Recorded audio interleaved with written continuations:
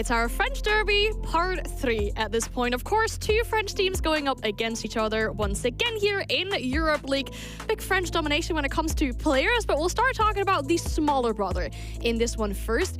ENCE and poor ENCE. They were third yesterday, didn't get a chance to defend themselves, but dropped all the way down to sixth. Yeah, but their history, their last two games, because ENCE looked lost when they first came into this league, huge step up. Their last two games, they beat BDS, then they beat VP.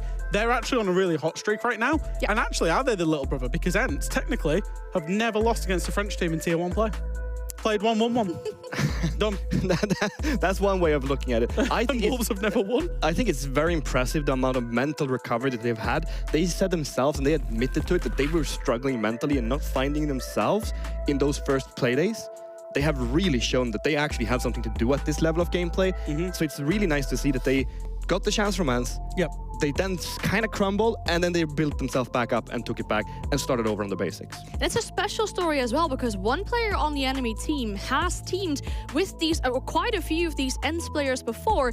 Deadshot knows these players through and through. Yeah, he knows them very, very well. And there were actually some rumors during this off-season that there were more players coming from this team to Wolves.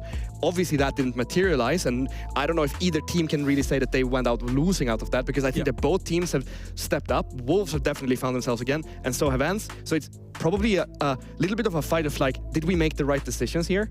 So we'll see how that plays out. I think that both of the teams probably made the right decisions, and they should both be happy, but we don't know after today. Wolves started poorly, but they've impressed me so much in the last few games. They've actually remembered they are a pack of wolves again, and that's what makes them good. It's not the individual plays, even though they've got exceptionally talented individuals. Now, we're going through this quite fast because our players are ready. We just need to know what kind of map we'll be playing on. So let's roll that and see where we're going to. And I am so excited to finally see a Nighthaven Labs the first time in stage in Europe League. Yeah, a little bit of a happy dance. I think it's a map that is middle of the pack preference. It's a surprising map, actually, from these two teams. Middle of the map preference for ENCE. Wolves is very low preference over a long time. In fact, the last time they played it was the Atlanta Major. They've lost it the last two times they played it. They also should have lost it to Fresh and Friends in an off-season tournament. Yeah, it didn't look great for them against us, that's for sure. And we are some washed-up old man. So it's hard to say how it's going to play out, though, because it's all usually harder to play against cheaters like us. This is professional gameplay, and you can kind of predict in a better way how they're going to play. But Anne, would you say that we're no longer getting edged now? Yeah. Yeah? Yeah. Okay, well... We're gonna see what we were waiting. Yeah, we've been waiting for so long to see what's happening. Yeah, great. I'm excited. We'll get into it. We'll better get our casters back, of course, as well. Well, welcome back, Fluke and Hap, to the stage. Now, when we're talking about this French derby, which of these French two teams is going to come out superior, you think? Let Hap take this first. I usually throw an answer, and then he says something smart.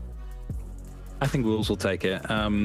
I mean, they've been proven and proven again that they do very well domestically. Usually they are amongst like the top 4 teams in the region and league. So I do assume that they will be taking victory today. And I do the opposite of Hap because I like to be a contrarian. I think ENCE are going to win it because the struggles that Wolves have are always in the games where they're supposed to win them and then they lose them. And they also hate playing against the same region. This is when Wolves suffer the most, when they're up against French. C'est la vie. That makes sense. Well, we had to wait 8 play days to see Nighthaven Labs in Europe League Stage 1. So good luck and fun on Nighthaven Labs.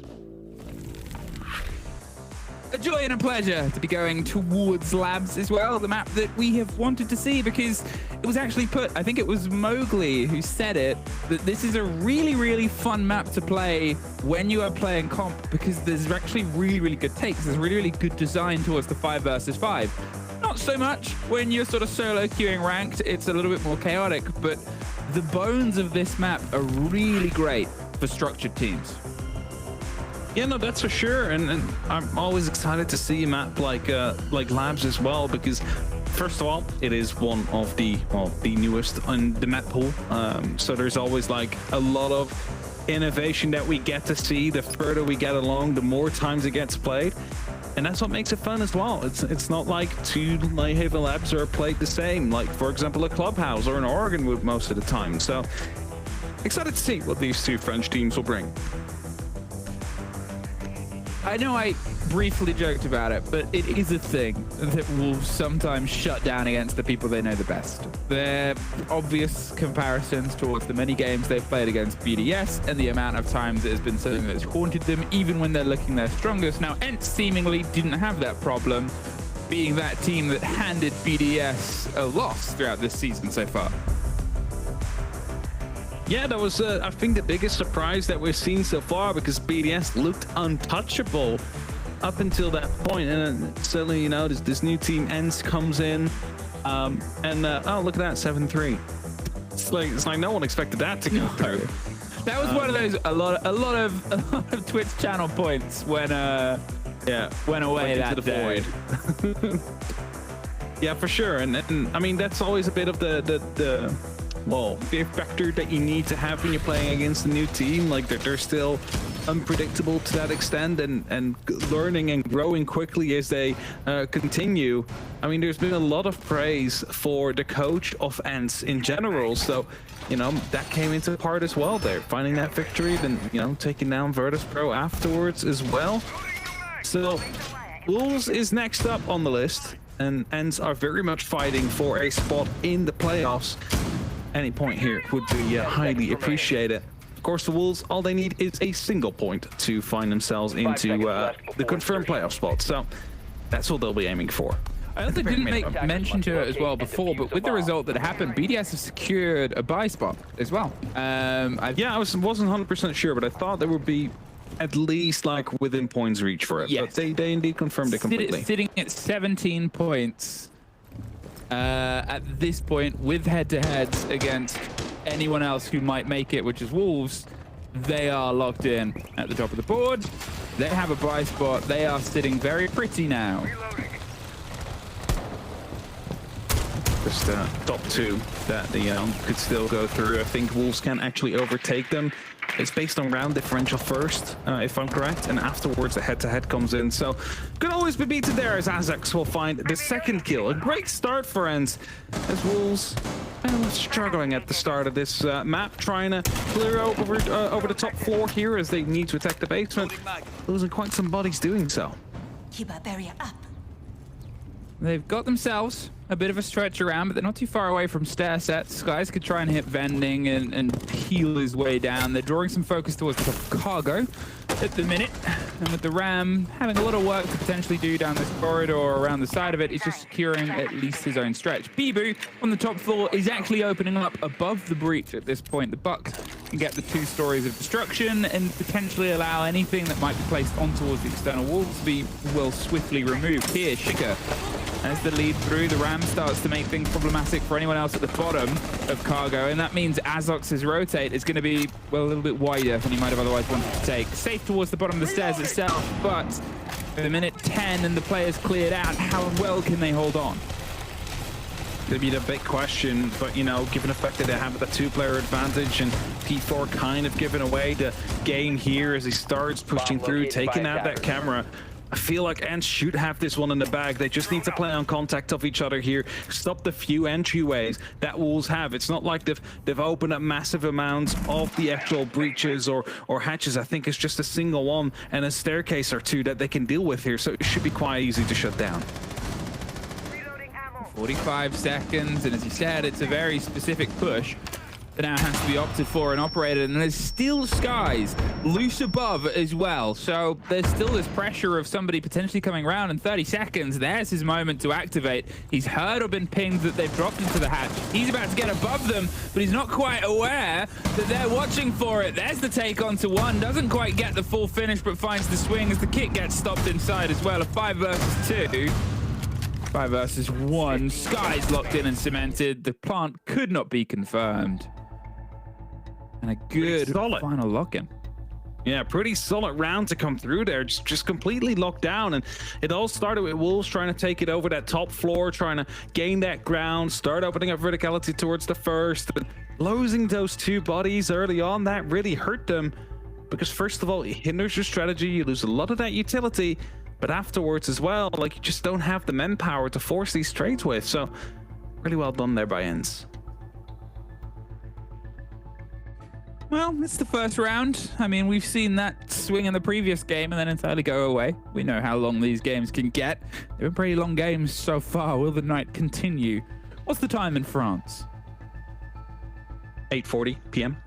Well, let's see if they can get it done before at least 10 p.m. maybe. That should be doable. Must be a really crazy game if we're headed for another hour and 20 minutes. I don't even think that's possible, actually. With the wow. Okay, no, I'm touching wood. I'm entirely touching wood now. Touching wood. I didn't. If there's any tech problems, that was not my fault. I'm getting panic attacks right now. Yeah, I'm getting that written in. We've casted games that have gone on longer than that. Wolves.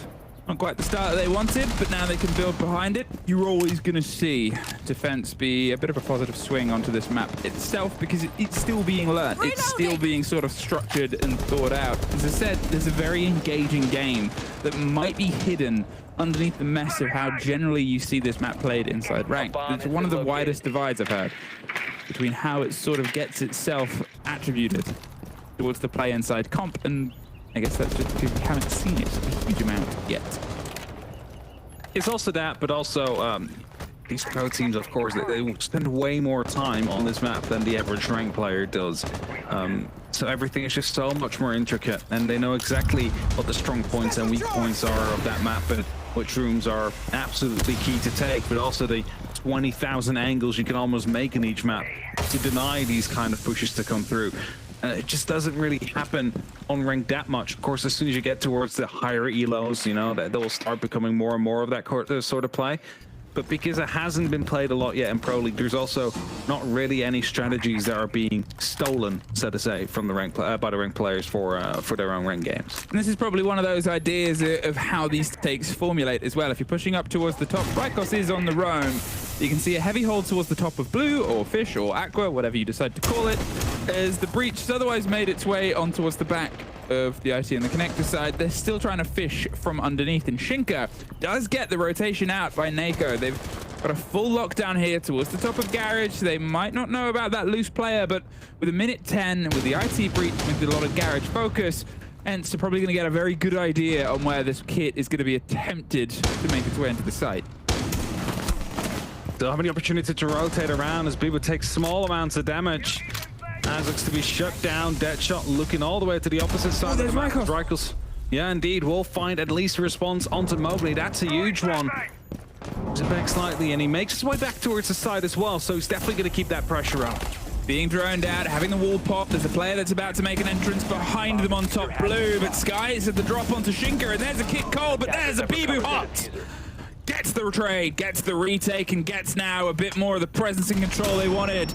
There's a man who can't entirely be blinded, but he's not quite quick enough to get the swing of the gadgetry on, as bibu's going to stick it behind. Rykos does get one through the soft, but in a post-plant 2 versus 1. He has the pings on a single player. He's trying to isolate this first engagement. Cannot get P4. Wolves bite back, one apiece. Had to go aggressive there, right? Yeah, like he needed to find that kill on the person that was on IT to have an opportunity to turn it into that 1v1. Even though with the pings, though, not quick enough to find that kill eventually. And as you mentioned, 1-on-1 apiece. Great comeback after a very tough round for Wolves. Of course, the flawless in round 1.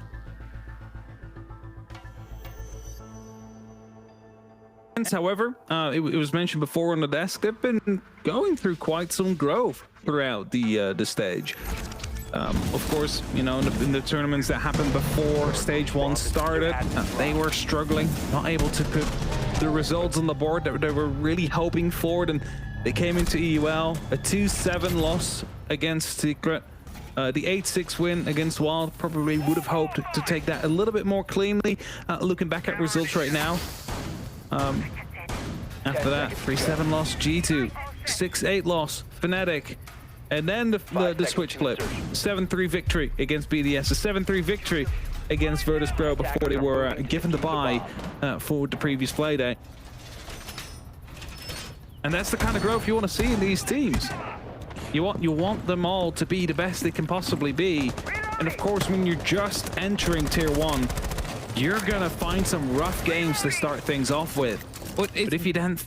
One of the things that we sort of talked about in the previous game was the two teams that we had set up. Yeah, there's some sort of older tenure players there. Yeah. But the new blood has been striking a lot of fear into some of the older sort of sitting rosters. And, you know, that's the growth of a region. The growth isn't just what you can do at the top, but what is coming out from underneath you. What keeps the pressure moving of, I'm going to lose my job, is how good the tier 2 can be and where the tier 2 is learning from you and then improving on you, because the youth is the future of tomorrow, my friend. The attacker's bomb diffuser has been dropped. And back when we had G2 dominance, people said all Europe has is G2, right? And that's exactly the thing. Like, it's not how good is the top, but how good is the entire table. Anyway, as we start moving through minutes past, of course, we are attacking the top floor.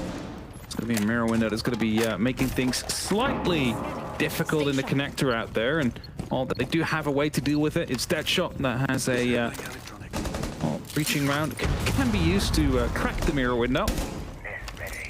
Instead of deciding to go for electrical instead, see if they can make something happen over there. Shinka, as I said, he's got himself tucked in, but there's a shotgun around the corner that's more than happy to have an adventure in a second, but it also has no stress of needing towards it. It is a pretty dangerous position to force yourself through, gets pushed back, and that'll open up the floorboards underneath, but otherwise hasn't forced the man out. And you know, you don't even need to see the red dot on the wall. You know what is waiting for this corner. The flash goes round, but the Kiba barricade goes up, buys themselves a second, and Mowgli has bought himself a bit of territory. Does he know? The swing is about to come through, seemingly aware. How long can he sit here? He needs his team to try and make some distance and difference, but they can't quite force out Jax, who was more than ready and willing to watch it. Rykos round on the back. He's not sure if he's been droned or checked, but he's about to get a few backs ahead of him. There's the strike onto one. The 4 versus 2 suddenly surrounded inside. Electrical, not for very long. Deadshot alone. 4x teammates ahead of him. Second time Rykos pops up from that direction. This time, not more kills to go with it. And Deadshot now in that 1v3 situation after he finds the very first. And there's going to be mirror windows all over the place that he still needs to deal with. The diffuser is called inside. He has the ability to recover that, but the shotgun right around the corner is not something he can survive. Azog's locking off that final kill and ends finding themselves that second round after a bit of a disjointed attack, or second part of the attack rather, from the side of Wolves, but also not knowing that Rykos was coming right in their backs. Back and forth. It's one of those games that we might start to have, I'm not going to say pieces itself together quickly, because these are getting into long rounds. These are getting into big sort of showdowns. But it's kind of single engagements that are starting a tumble throughout the rest of the round. It doesn't feel like a round itself is being wrested back and forth. The opening engagement seems to have a very strong statistical drive at the minute, or at least the success that can immediately come after it.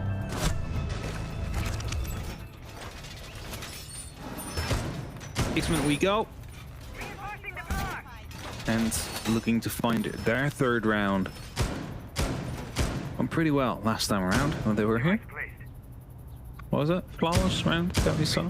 10 seconds to insert. So there's a lot to improve on here for the side of Wolves. And where they lost a lot of bodies is actually the roam clear that they went with. Found themselves all the way up at the top floor and had to push down, losing 2 bodies in the process, only having a hatch and 2 staircases to really work with at that point.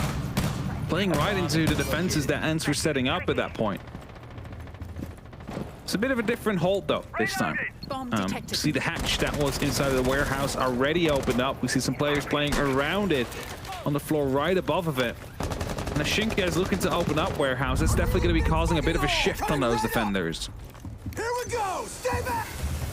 Can they try and wrest a little bit more comfort early on here? It took a while to start to get control of the ground that they wanted. They seemingly tried to cut this in the back. Mowgli wants this engagement within his army that apparently wants it just as bad as Azog's.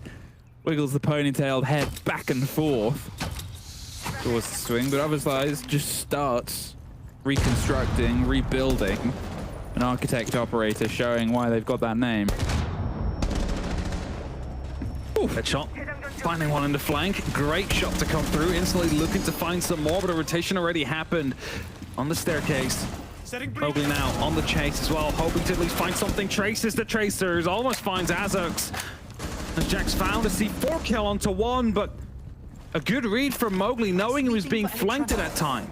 I mean, Deadshot getting caught out as well. They've lost the ace. That was the flank that sort of operated. They still have some pockets of hard breach at this point, but Rykos on the top floor. Does he know about P4? Oh, if he does, he stops just shy of this engagement. No, he doesn't. Is the full answer towards that statement. P4, he's ready to try and angle up. And this point, this time round, 2 versus 4 with so much time. At this point, all 10 players were still stood, and Wolves were only just starting to put their eyes towards the site.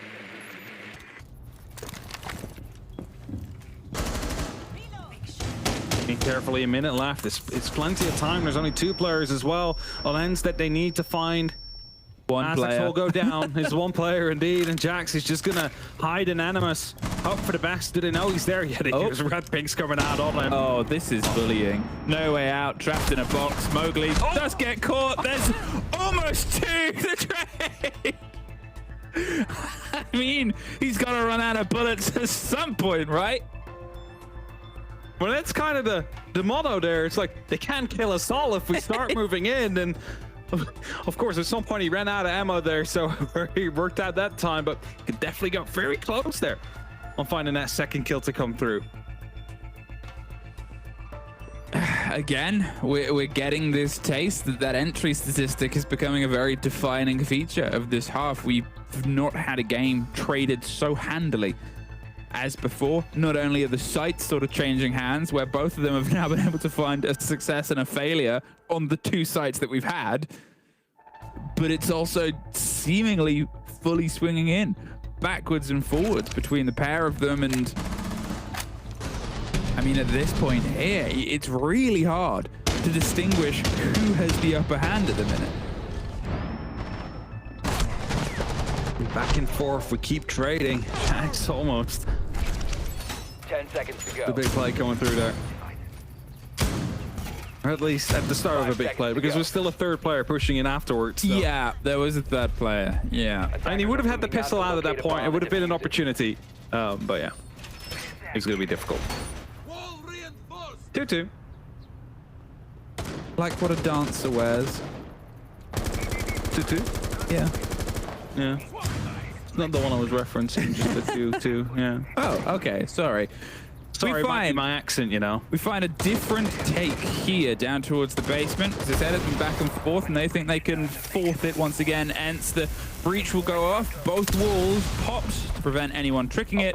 And then you have a glass. Now, they're not opening up Animus, so nobody can get a very cheeky swing round onto the back. They only need the double, because well, you don't need to give them more space for now. You have some of this, the time to work over the cover. Shinka, is he going to dart in towards the right? Yes is the answer, and there's the watch, the pre-fire on. They'll know the plant is attempting to be confirmed. They're rotating their way back through and giving themselves some room, but well, now they've got a very tricky retake. As I said, Animus is closed. They do not have the pressure from the single wall. They don't have the clear verticality because it wasn't prepared. They've got to get that rotating loose player back in. Here comes the retake from the side of EXO. Now Skies, he's able to win out 1 engagement. They get the back end of Rykos as well, but Deadshot, oh, he doesn't make the connection. Skies going for the rebound. They're all lined up, and how is this piece away from him?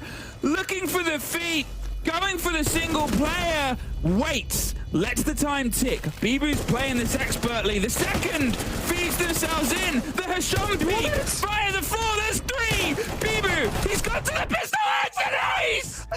Are you kidding me? What was that?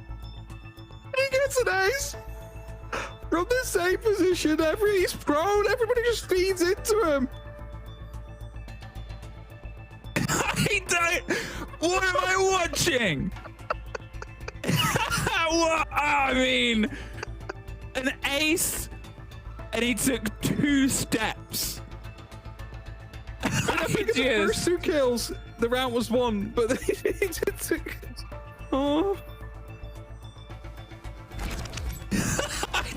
I mean, Like, look, this one was great, right? Genius He waits, so they don't know where he is. And so the timer would tick longer as well. They know exactly where he is. The Kiba barricades are in the way. You can see them desperately trying to smash them. They just kept going for it because they had to hold the defuse. I am just lost for words. If there was a Kiba barricade, 1v5 ace. I mean, yeah, like he didn't need the ace to win the round out because they were holding on to the defuse. They were out of time, I think, for the last one, maybe two, but I'm sorry, I wasn't counting the clock. There was something crazier happening. No, as soon as the second person went down, there was 8 seconds left on the clock, and you know, the third person was trying to get a prone angle on bibu, so it was never going to happen at that point. And you know, luckily so that he was there and he was that smart to wait, because that shot, he whiffed those shots. Like, he could have had 3 free kills there and just was not able to connect any of them out there. So bibu really saving that round. Whoa. Right, where do we go from here? bibu says, I want to play Blitz. Unfortunately, they want to play against the Blitz. They get the lockdown, they're able to get the opening here, but bibu is down, and P4 is almost matching him. They're spraying through. The C4 isn't able to get the full taste, but it does buy them the second. There's 2. There's a rotate about to come underneath a dead shot. He's aware of it.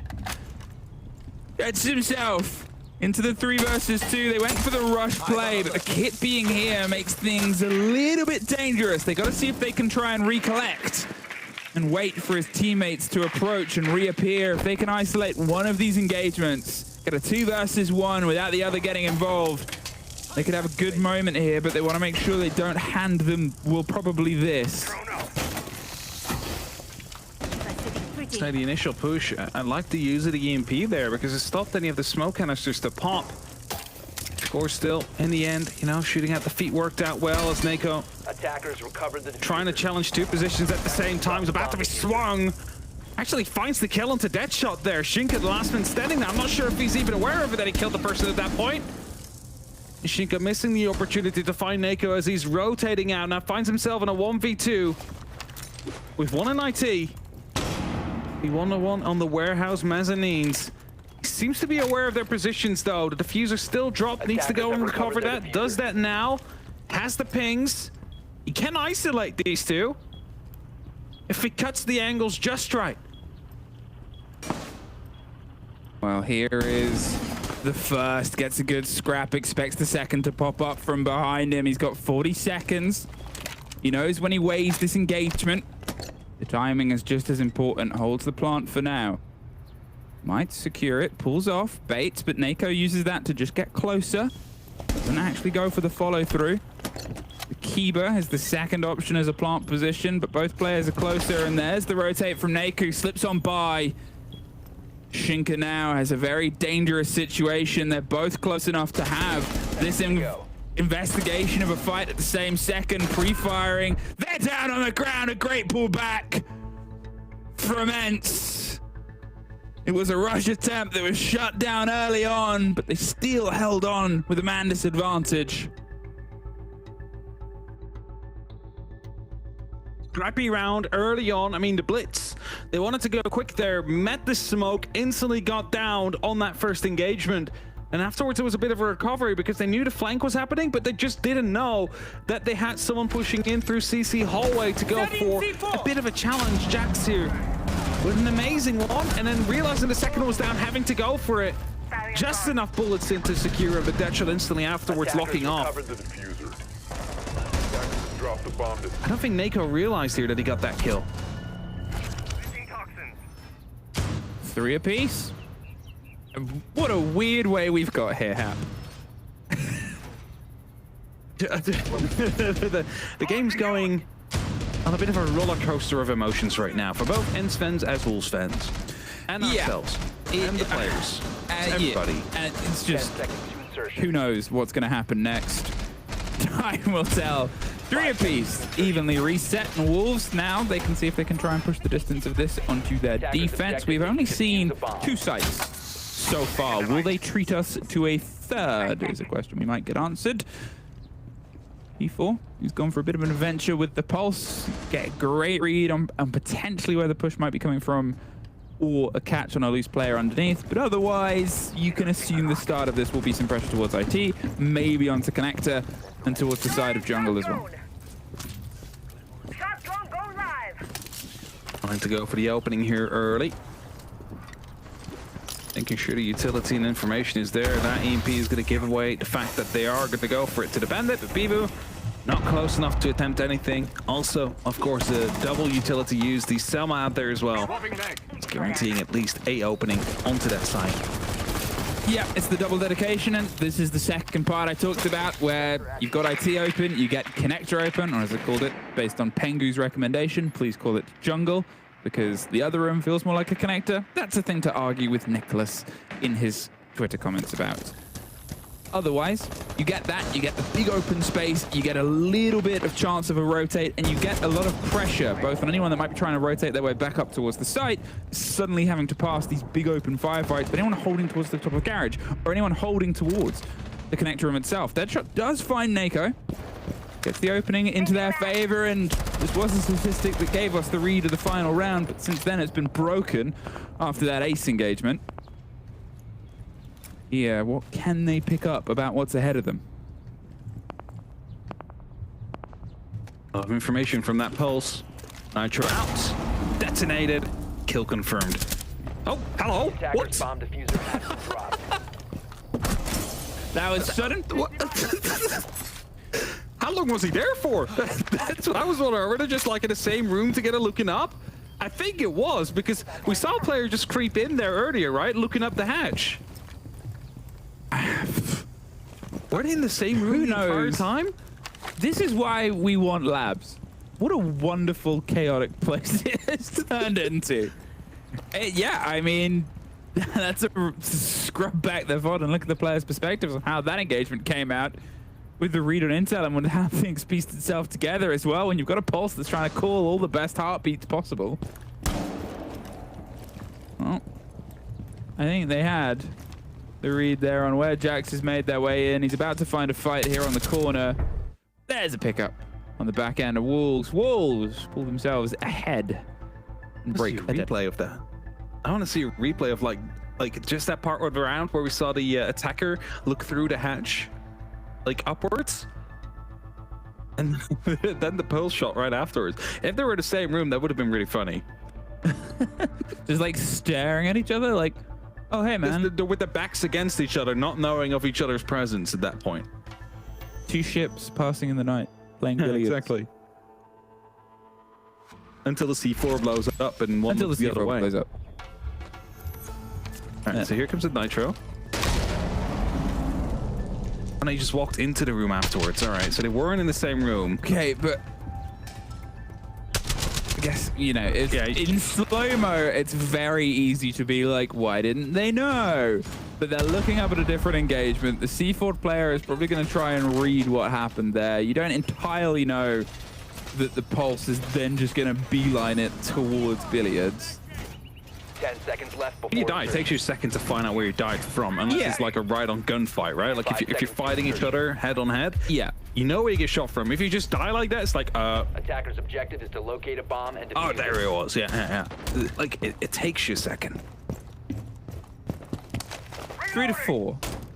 Wolves get themselves that step ahead, get themselves a bit of control. Now, they did have it technically once before it got pulled away from them, but the momentum of this game started against them. So can they try and either ride this towards the end or put the pressure on it, get a second in a row, something that they've been able to do before if they can keep sort of getting the hop skip moments. They might be able to carry themselves home. Mowgli caught out early on the first, on a bit of an exploratory roam there. I mean, it's a Solace doing their best, but unfortunately, Mowgli hasn't been able to quite get their best this game so far. Definitely subpar of his own standards here.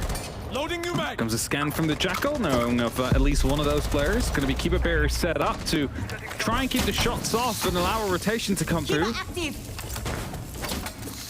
Deadshot even more so, reinforcing his own position there, trying to hold on to the staircase. And we're in a minute 50 left on the clock. I mean, you've already lost one of your players. You cannot afford to lose yet another. And then have to try and hold off the basement with a 3v5. It's not going to be working out. So they need to find something back. They need to go a bit aggressive, but that's a bit too much leading into the fight after you've already been spotted. C4 does find its mark twice in a row in terms of C4's doing that for the team. But with a minute 20 and with still the vertical pressure, it's a second. There's 3 in a row. Apparently it's something that the Wolves very happy with. And we've now got an even-handed game. They're concerned about approaching any more soft because who knows how many more they might have tucked away. The preparation, as I said, if you're going to get both walls open, you have to be ready for maybe some pressure to come out of that door. Back to a 3-3. That's great for Wolves because they were definitely looking a bit bleak after losing those first 2 initial players. And still have a pretty solid holdout here, even if, you know, Animus is being pushed. There's a bunch of castle barricades out there, and just a single grenade to really deal with it. Punching it takes time, so it's not really going to be an option that they can explore here.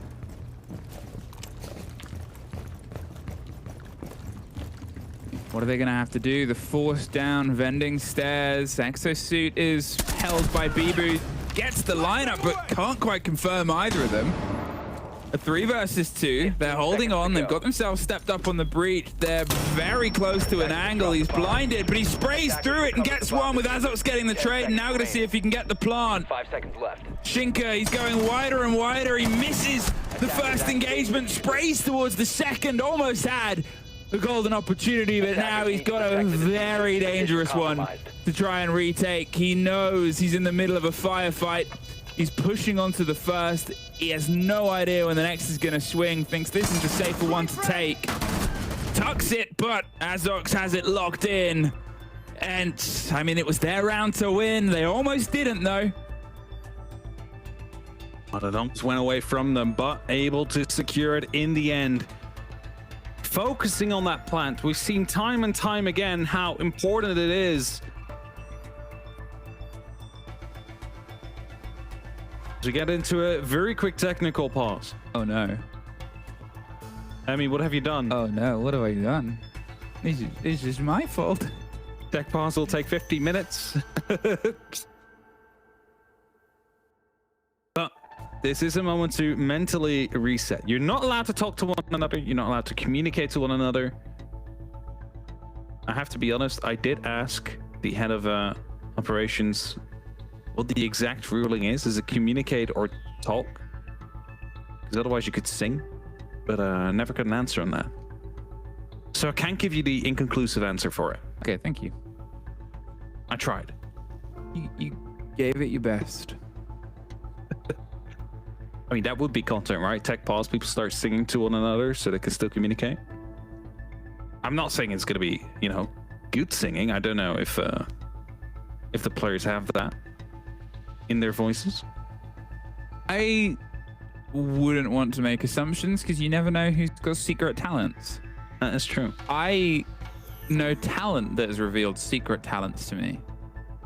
There are 2 members of Just talent. you? Well, I mean, they might have told others. I'm not there for every conversation they have. Hap.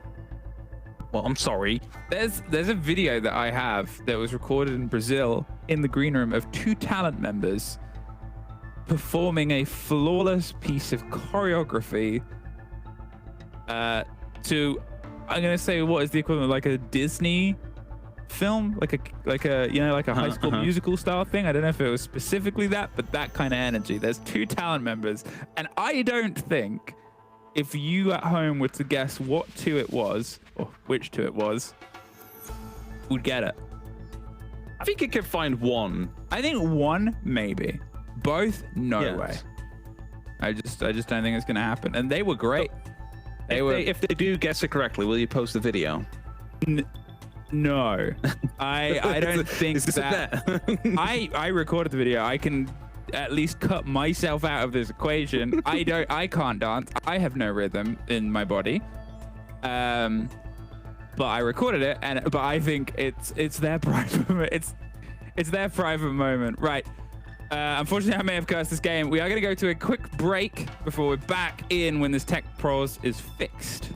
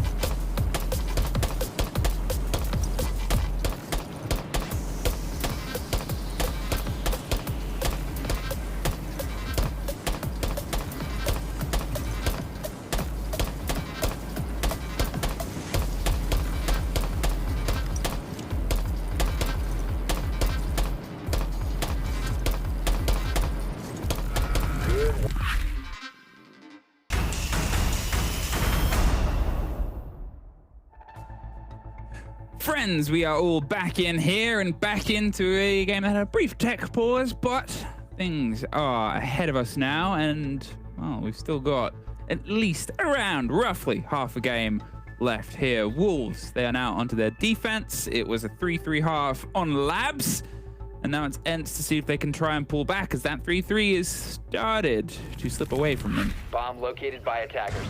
Get ourselves into a 4-4. Yeah, it hasn't slipped that far. I sort of built it up there as if we were deeper in the round. We're not that far. But Wolves have the front foot. From where ENCE were sort of one round ahead, now Wolves have that momentum. This is the round. They can try and shut that back down and pull it back into their favor. Top floor. It's going to go. It's going to be 10 seconds left before place to insertion. be defended. Of course, we are on the actual first floor site. 5 seconds to insertion. Control storage, but that does mean that usually, you know, when we're playing around on the top floor, like IT, CC, and servers, you know, that's where the site is. A lot of the contention comes from. But the hold is going to be pretty much similar. Not as much utility used, still very much alike. Because of the fact that if you lose this, you lose the entire verticality, and that's the entire site suddenly unplayable if there's someone right above it. So that's something to keep in mind. And as such, ENCE will go for a horizontal take and then go top down. Want to get that top floor under their control. 4 apiece. And as growth starts to happen here, it's back and forth. But the entry statistic is one where we've seen it slow down in terms of the heavy set pace that became as the immediate on the approaches, and maybe the tech pause might, I guess, lead us one way. It could take us back towards the energy we had high up and mighty at the start, or slow us. Not to a crawl, but a little bit more to a recollection. The roaming ENCE players, they found a mix of success and failure before. Once was able to get an easy strike onto person taken entirely by surprise and once being the person entirely surprised. P4 on the flank. He's going to do the exact same thing as Rikers did before. He will find the very first into Azox. Just then checking afterwards for any utility. His Skies will go down as well. A pretty good start for the round for Wolves as they do lose Bibu. But still, the top 4 in their control slightly. And the side itself under firm hold of Wolves. Mowgli, he's between 2 dangerous engagements. He was trying to find a route out, but there's a 3rd engagement that's coming from behind him at this moment in time. He's wasting time, sure, but if they get this, and they suddenly find themselves in a 3 versus 3, they can really start to focus in. Rikos is hoping that camera goes unchecked. Fortunately, there was something else that was feeding that. They do find the end of Mowgli, but at the cost of still not being able to get that body balance ahead, not get that 1 step in check. Finally do have that top 4 indeed under control. The Fuser will need to be recovered, but lots of verticality now coming through. And this is what I said, as soon as you lose that top floor, so the side itself becomes a lot more difficult to play, as there's so many opportunities to be shot at from above. But what we also see is that some of the Wolves players have gone down towards the basement. I believe P4 was actually rotating around there. Has, of course, that Solus scanner can see exactly where the plant will be going down. Actually, it has the opportunity to call out one of the players on the drone right now. So with 10 seconds left, well, the execute needs to stick. I mean, can they try and find a single pocket of space? There's soft all around. They've hopped up onto the table to prevent at least that return, but at this point, you just know you're going into a 1 versus, well, everybody executed. There's suddenly, though, okay, 1 step too short. Even the reveal on the camera isn't enough to get the breakthrough and the breakaway. Nako, he's suddenly got them in a winnable situation from what was untenably a Wolves position. P4, 20 seconds left on the clock. 10 of those to find the engagement and get back to the kit in time, but the spin round, no, the wrong way! And the sprint across, he'll have a couple of seconds spare, but still closer than it should have been. Almost got away from them there. The plant was going through, the timer was on 0. All they needed to do is just swing it in time. Instead, given the opportunity for Nako to go and take that fight and suddenly make it winnable for his team. Sadly, though, unable to lock it off. Wolves finding themselves in that lead. And now the question is, can they escape this deadlock of trading rounds and push themselves towards a 2-round buffer? And more importantly, the map and match point to be up against. Attackers are active. It puts them, again, still in the control of the pace. I said it was a potentially important moment there for ENCE because you're going against what is the first time we're sort of seeing this 3rd site, right? It's the conversation of where you want to go there. Wolves could have gone elsewhere, but they opted for it. And they couldn't lock it in. And now, as you said, they're setting themselves up for a site that they've 10 seconds to had go. a good bout of control on before. It has been back and forth throughout the game, but otherwise, Wolves, them keeping that round as close as it got to not being theirs, sets them in a very good stead to take this game to the end. Window barricaded. Go reload. ENCE needs to make this, they need to continue up that pressure, right? They need to continue trading these rounds. As the opening will be attempted, just waiting for the Thatcher EMP to come through, eventually does. No one's actively tricking, or at least Bibu wasn't on that wall. Surround on IT though, so as they go for another double breach, he's going to try and get one, and as the EMP pops, he actually might have the opportunity to go for both here, as he gets the extra thermic, and will find a Selma as well in the meantime. I mean, no more EMPs left either. What a snafu. That is not quite getting the play against that with a sort of Thatcher on the board, the single break. You've got 2 hard breach. And the allowance of being able to bandit trick against that, the lockdown now that causes. Changing mag. It's so sticky. They're going to have to just try and get deep enough to maybe remove some of the solid here. But with Rykos on the long-range hunt for a player that isn't actually far away, it's Mowgli, who has the read on a single, but might not know that there's somebody else below him. That drone is probably coming for him. So are ENCE.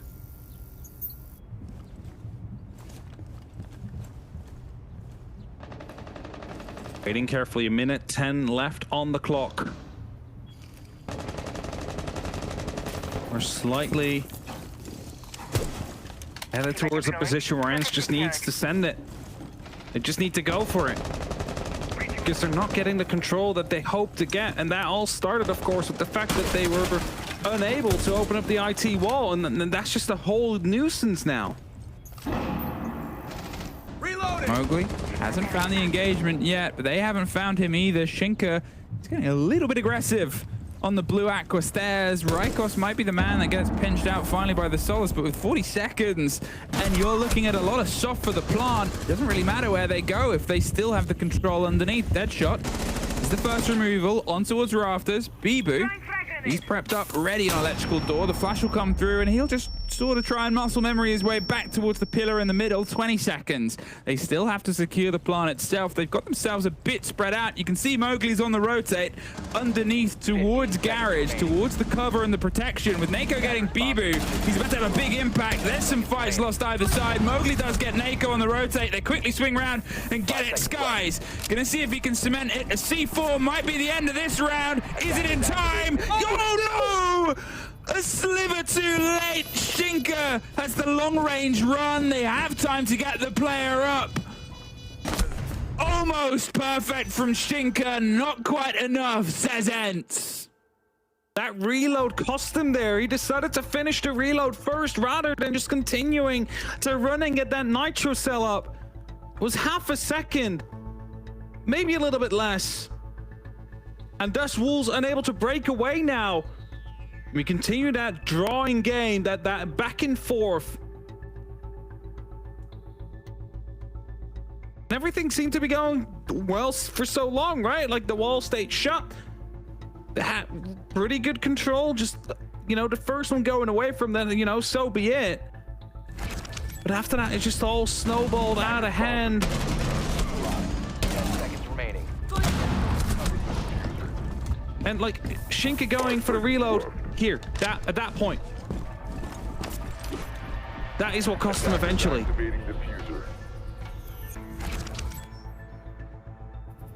Those are the margins we play with here, and those are the margins. 10 seconds remaining. Keep this fight going and going and going, and 5 seconds no one left. stresses a French team more than another French team. That's just the way it is. Attacker's objective is to defuse a bomb. There must be a saying for that in French. C'est la vie? I could be. I don't speak it. Because that's life. That's life. Kind of comes down to it. They have the Deimos. They're going to try and maybe get a bit more pace on a loose player. It's not that the Solace was the most defining thing, but if they had that engagement much cleaner, Nako would be still alive and able to maybe make that push. We saw they went for the deep roam clear as well. They knew and had an expectation that there was a player that was on a long adventure, and here the Deimos might be able to just cut that adventure in half. And probably hoping they can cut the player in half as well. Mowgli suffers a bit, forced further and further away. The lion popped at the same time will give some of the reveal to the fleeing player. But otherwise, still just drones, still just shepherding and forcing them further away. Of course, they were scanning for Deadshot, finding him with the EU on the afterwards. Rotate again coming through as soon as the verticality is opening up right above him. E1D pops, sees the player walk right over him. Seemingly unaware of Mowgli still being around though, but then Deimos comes in and Sky shuts him down. A second player to be found as well on the staircase. And then they find themselves in a prime position here to find themselves on that point. As I said, they just have to try and break themselves through. They were able to pull it out on a round that you know, maybe shouldn't have been theirs, but things have been taken away from them on rounds that should have. Here, the site that they successfully took and broke before is one that Wolves can still try and hold back on. We've seen things that have left us incredulous down here on the basement. ENCE want to make sure that they're on the right side of that this time.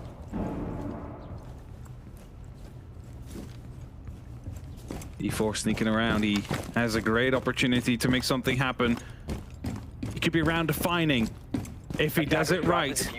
40 seconds. There's not a lot of time. They're eyeing to go for a hatch or at least a play around it.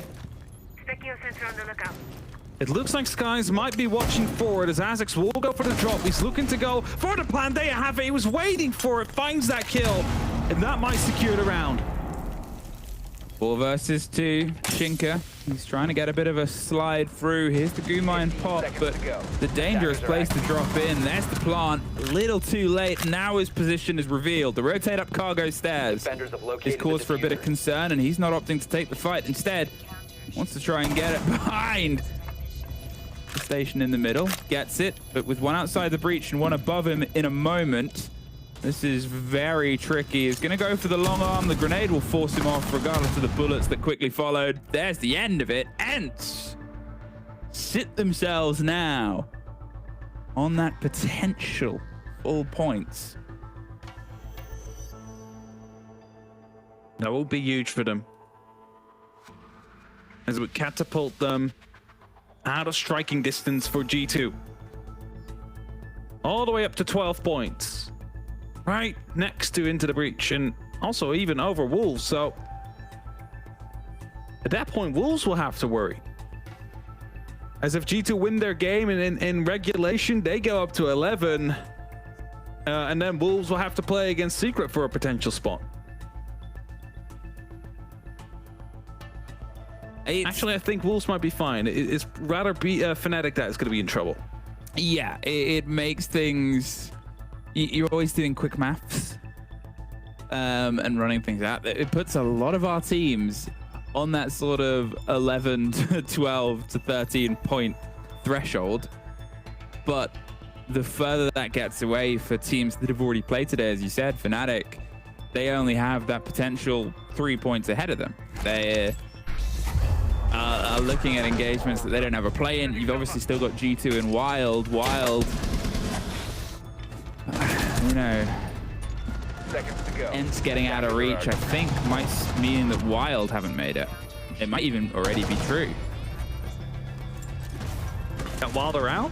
I think so, because ENCE now have guaranteed 1 point, right? Yeah, I think so that they're out, yeah, because, I mean, round differential comes into play as well.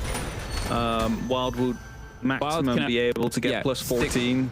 Yeah, they can only get plus 14 with 6 points. They would only be able to get themselves level and out. 10 seconds to insertion. Sorry, maths isn't my strong suit, but I'm doing my 5 best. seconds left. I mean, I think, you know, technically, like, if ENCE win this now, they go +2, but if they don't lose 7-0 in the next play day, they could still go underneath Wild if they get to 7-0. So, still possible, but the likelihood is going down astronomically over these next couple of rounds that we'll be seeing. Where will this attempted quick rush break come together? I mean, when you're looking at the shield, especially in the pockets of the Blitz, trying to find that first engagement, being as sneaky as they can. It's also the play against the Solace. You cannot get the reveal that it's a Blitz if the shield is on your back. Otherwise, the Solace would have a scan on every single step that's taken. The break is successful. There onto IT. Would have struggled them before. It's simple now. There's Nako getting one. Deadshot. Nazux find a trade against it. It's suddenly do or die. Mowgli takes a step back, further away from an engagement that was getting a little bit out of hand. There is one player holding onto the place, but caught and punished. The rotate round underneath ENCE. They don't want just 1 point. They don't want just 2 up. They want to take the full 3 here. And it's down to P4 and Mowgli to stop them. They've had turn of fate of how they've performed throughout this season versus today. This could be a big moment for Mowgli to remember what he's capable of. But ENCE, they're taking their time, they're droning it out, they're trying to find where they can put this approach. Mowgli's taking a risk, gets the drone slightly further afield. Sensor on. Where will ENCE collapse? Special charge. Stay clear. Not much room for the last two Wolves players to play with here. It's basically going to be 2 players on each front from the side of ENCE against the 2 players on the site. Hoping to overwhelm. Jax with the blitz is going to play a huge role, but P4 in a hiding position. If they don't drone him out and he has patience, this could be huge. He's waiting patiently, and as you said, this could be the defining factor, or it could be the start of an execution. Over the side of the shoulder, the cover of the smoke won't do a huge amount to a man inside a plant. Mowgli's fighting for his life. There's one, there's an impact, there's 2, P4! Suddenly it's winnable, suddenly it's doable. Suddenly ENCE have had the rug pulled from underneath them.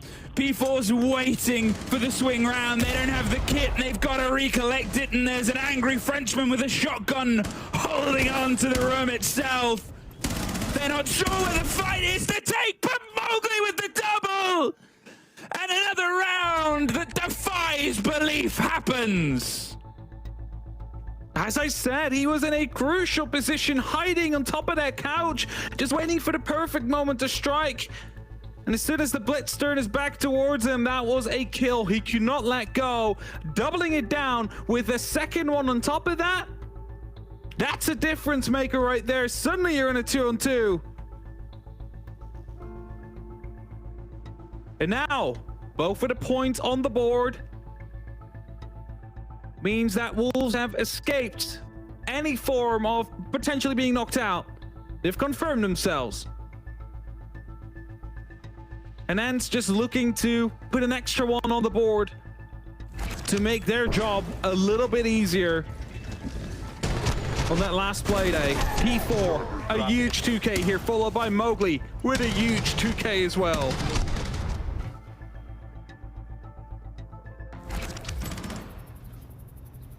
We are now in the scraps. I said this could be a long game. Apparently so. Apparently every single game at the end of this split is one that's turning in to a fight that progresses further and further afield. I'm reloading.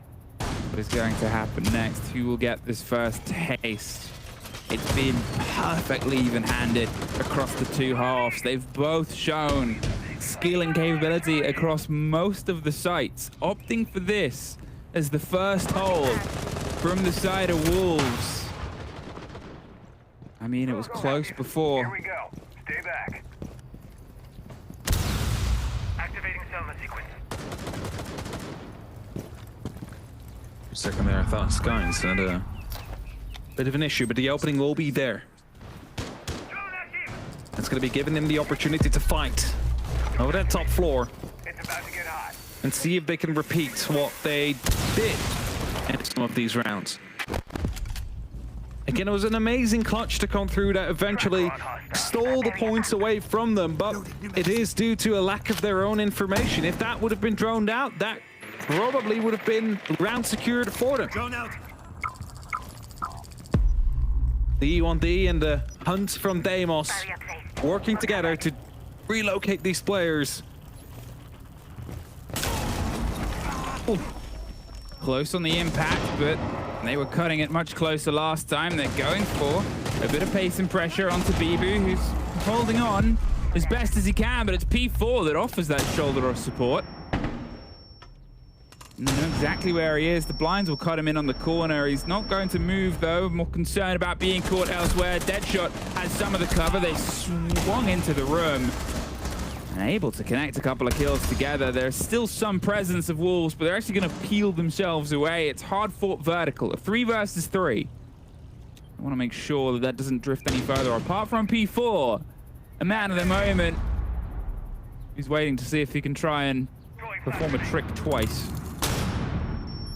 Deadshot fully flashed. They know he's out there, I believe. Nako, yeah, there's the pings, but there's also the Keeper Barrier that will help him fight around as well, as Jax is going to be able to come in just delayed before his teammate goes down in a 1v2 now. or Skies to see if he can lock this up and bring them back, and he won't. Wolves turn it around and find themselves on map point, Emmy.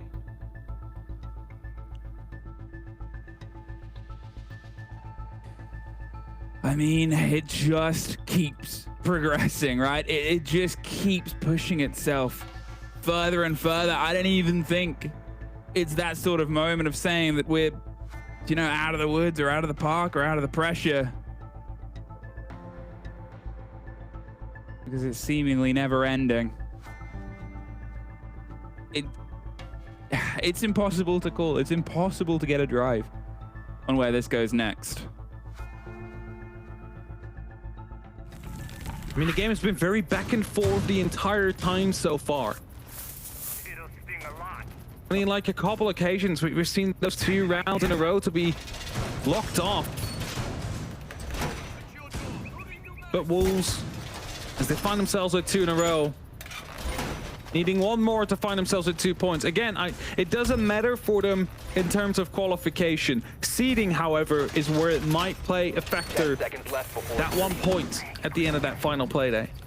But for ENCE, that point is going to be so important because they are finding themselves, at the moment, only 2 removed from G2. They want to make that 3, considering G2 only have 1 more game to play. And their round differential is -7, so they would need a 7-0 to have a chance at getting that if ENCE are able to take the victory here.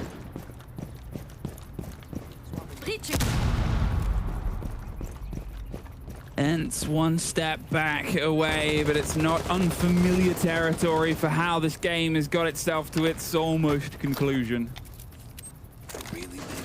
Again, we find ourselves playing around with sights that we haven't seen as often. Can Wolves have the secret sauce of getting it as an attack? Something that they haven't actually had to test and try throughout this game as of yet. And what is in the secret pocket of ENCE's defense? They're trying to play towards the idea of, well, they don't know it as well as we do. It's the first read, first attempt here from ENCE, a risk. That's a big risk to take, knowing what's at stake. Wolves just doing their due diligence with the drones, finding information, removing information from the opposing team itself. It's going to be a 2-way spray that you need to hit with that 44, but you almost found a second player there instead. I mean, you were talking about like a loss to your gunfight. That would have been a very tragic way to die. I mean, that's it, right? That's sort of the worst it is. You can see other players stepping up on the vertical hold, hoping that we're not the one being tracked. It's a good idea and a utilization of the gadget, but it hasn't quite been able to net a reward. Where is this otherwise going to go from this position? They haven't been able to get anything up to this point. Wolves have got themselves in a very stressful situation, and I'm not just talking about bodies, but also control of the map. Because really, what do they have as a direct line through to the site? Sure, they've put some pressure from underneath, but it's singular holes that you can stare up all you like. There's 40 seconds left of the round here, Deadshot. And you otherwise haven't been able to live up to your name of shooting anyone dead at this point. They're going for a slow take over the top, but this obviously isn't where they need to get their execute down. This is just to try and bait an early engagement. P4's caught out on the hop-in. There's a lot of verticality that is about to punish them here unless someone can get the take onto Skies immediately.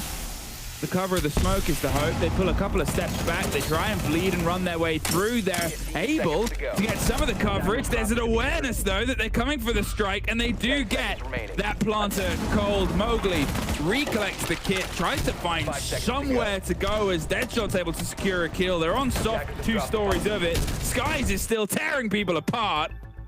And ENCE took a risk, and it worked out perfect. That brings them in this all-important deciding round.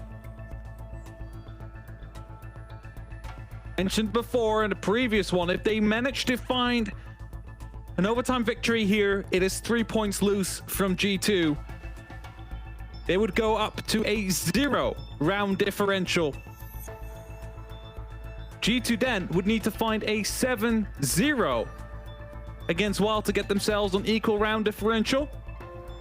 Then head-to-head comes into play to be the decisive factor, which is in the hands of G2 at the moment. So again, ENCE, if they manage to find this next round, all they would need is Wild to find a single round to qualify themselves for playoffs.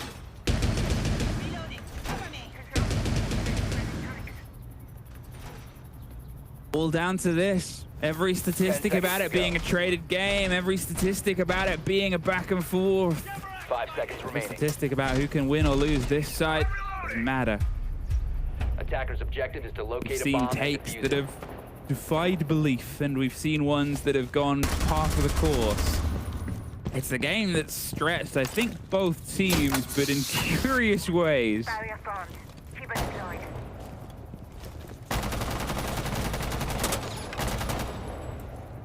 Openings to be made again. Just getting that information out. Nako almost being challenged aggressively here by Deadshot. I'm reloading. And this time you cannot afford to mess up the opening of this wall. Luckily bibu's not around to trick. It is more cleanly though. Impact was tossed out in the hope he would find something upon opening. Case is not true. Wall has been opened very widely. But bibu this time around is going to be impact tracking on the opposite side with the help of a mute jammer, but Mowgli will find Azix to open things up. So, not a great way for ENCE to start off this oh so important round. Wolves, they have an advantage. They cannot let slip away. Now, they've usually played a bit of a loose player and someone further afield. Not this time. Everybody is close towards the site. And yes, with the option of hatches open and the chance of drops round, we can get a bit of motion from the end of that. But ENCE, if they can find themselves eternally battling against the grain here, Rykos and Deadshot trading bullets and engagements. Nako gets himself up towards the push onto IT, just gets the cover on removing the utility, but the Candela was shot out, so he knows it's a watch position. It always is. Ooh, painful there for Rykos to get himself injured right through the door, making an effective 3 and 5 situation as they're looking to execute. But I believe the Warden is playing that close. Shinka, indeed, right around the corner with the MPX, just waiting for the Ying to walk in confidently. Mowgli, he's holding against the breach. He knows there's a lot of pressure coming against it. They're going to get the pick back up on Rykos. It's keyed off, but it's still a concerning bit of audio. In fact, the player's gone. They weren't comfortable or confident enough to get it. Mowgli gets the spray. And at this point, surely there is no way back in for Jackson Skies. Locked outside the building, 30 seconds. Mowgli retaking an entirely open breach. A flawless to end it out. The perfect bookend to how it started. Except the Wolves are the ones that can sit in success. And with that, it has to be ENCE making their own security for the playoffs against ITB in the final play day. Or if G2 takes a loss against Wild later on, that would be the two scenarios where they get locked out as Wolves. Again, an incredible gameplay, but a chaotic one at that. I think we can all look back at the bibu 1v5 A's whilst being prone on the ground and moving 2 whole steps as one of those defining moments in that game. Let's throw it to the desk to see what they think. Wolves pick up a victory in overtime, and with that, secure themselves into the top 6 as well. Very exciting for them in that regard. It was a very, very close game. Very exciting to see, of course. 90 hit laps. Finally, we got all 15 rounds. It was very close. So, and you would say it was worth all that edging from the teams? Very much worth the wait. All right, perfect. Yeah, no, it was a crazy game, that one, right? I mean, the amount of multi-kills that we had, I think it was 7 rounds of multi-kills, which of one of them even had 2 guys getting 3Ks, 1 on each team. How insane is that? I think both teams played the game pretty decently as well. Yeah. There was no major mistakes except for that 1 versus 5, right? But other than that, both teams played the map well. They understand the map to an extent that we would expect of them. And I'm just excited that we got such a close game. That map was a shit show. You think I so? don't know. Like, in a good way, though. Yeah. It was so exciting to watch. It was so fun. I think, like you said, both teams had a great grasp on it, particularly on how to attack the map. Yep. But there was clutches. There was it literally had everything in, and I'm saying that in a good way, right?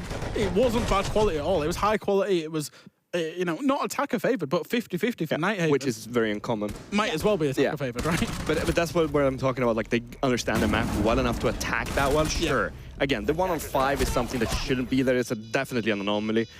But at the same time, they knew what they were doing. That plant, they got it down in the 5 versus 5s. It's a great play.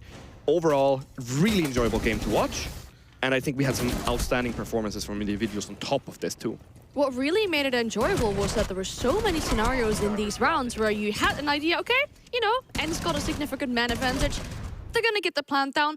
They're likely gonna win this round. And then Wolves somehow turned around like crazy, but vice versa as well. So many times we saw a team set themselves up well, still lose the round, and it literally was not possible to predict the outcome of a round. But one thing we did see, though, was that Wolves have definitely improved their attacks. I mean, they definitely have. One thing that I want to point out on the game overall is there's only 2 rounds that are flawless. That is very uncommon on a map that's usually very defender-favored. All these rounds came down to very close fights. Usually only 2 or 3 guys surviving on the attacking team. Or sorry, on the winning team, not the attacking one. We wouldn't know that. They will do. But yeah, it's just they improved so much. They're looking like a team. They're looking like a pack. And they're attacking at the same time, going back to this tempo-changing Wolves that we haven't seen in a long time, where we actually get to see them play fast, play slow, change in between constantly. And it's beautiful to see. I'm glad you've talked about changing tempo, because I want to show you that ace, because that ace came from a rush that was a pre-planned rush where an execute and a plant has gone down, as you can see, within a minute, right? Yeah. We're at the 2-minute mark when the plant goes down. Great idea from Wolves in terms of changing the tempo, because they'd previously been a little bit slower. We're seeing this obviously from the top-down perspective. They've cheesed the plant with smokes and glass to get the cover off, and it's worked pretty much absolutely perfectly. And this is what we say about the rounds being kind of to in and fro in, because actually ENCE initiate an unbelievable retake. Yeah. 5 versus 1 they get it down to. What's their big mistake? They keep her off the breach. They give bibu a one-way angle where he just doesn't have to move whatsoever. Yeah. What they really should have done is not keep her off the breach and sent as many bodies out and just killed bibu. And when you close off the breach and give him one way, that is exactly what's going to happen. I'm not going to say that was immense skill from bibu as we see him celebrate there to win that 1v5. It was right place, right time, taking for sure. that I mean, opportunity. had the keep at the vertical play instead and then peek that breach, it would have been a very different ending to that round. And had they lose that round, they lose the game in regulation. They're not top 2, because, in terms of, because they accumulated 2 points from this game. It's all meant to be. Yeah, because ENCE, of course, got that match point first. I think that round was absolutely crazy. A blessed dead shot, of course, unfortunately a little bit from him there. And then to see bibu win a 1v5, like, you surely don't expect him to win that. Old man bibu. But he did. Of course, Ace really reckoned out his numbers, but someone else that was really putting up the numbers today was P4. Yeah, P4, he's been a little bit of a question mark to me. Sometimes he has really rough games, but lately this stage, and I think he's one of the big reasons why this team has come together again. Because he's, first of all, he's a very important caller inside of the team and inside of the group, and he's a big personality within it. Not only that, but he's also started to perform really well on the individual level. This is what we need from him and what Wolves need from him. And it really shows that when he steps up, anything can happen. Anything can happen. We also have an interview with bibu lined up right now. We get to talk to him a bit about that game that just had gone down. Good evening, bibu. I believe we have you on the line right now. You get top 6 confirmed with this. You're also currently 2nd, so that's still in the cards as well. Must be an amazing feeling. Yeah, of course. Securing the top 6, so the playoff is always good. Playing best of 3 is another tournament. It was only the first part now. And yeah, we are still on the road of the top 2. I think it's maybe during the game against Secret last game that will determine that. So always good to take the 2 points and have like a resilience that we showed today. I also have a question for you specifically, because we saw you get that really exciting 1v5. Now, what went through your head? Because of course you saw the keybas and everything. What happened? Like I said to my teammate, it was not the most skilled 1v5 we show and we see, but I know I just saw the keyboard barriers and I saw that they were letting a gap on the right, on the bottom, and I think they didn't know about me on the left, so I just lay down and it was like, okay, I have just one opportunity to just cancel and deny the plant as late as possible. And at the beginning, I was not even thinking I could kill everyone. I was just thinking, okay, I can just buy me some times to win by time, you know. And at the end, like I just got all the kills because they are just one angle to pick. And I have like a good weapon, so yeah, went for me.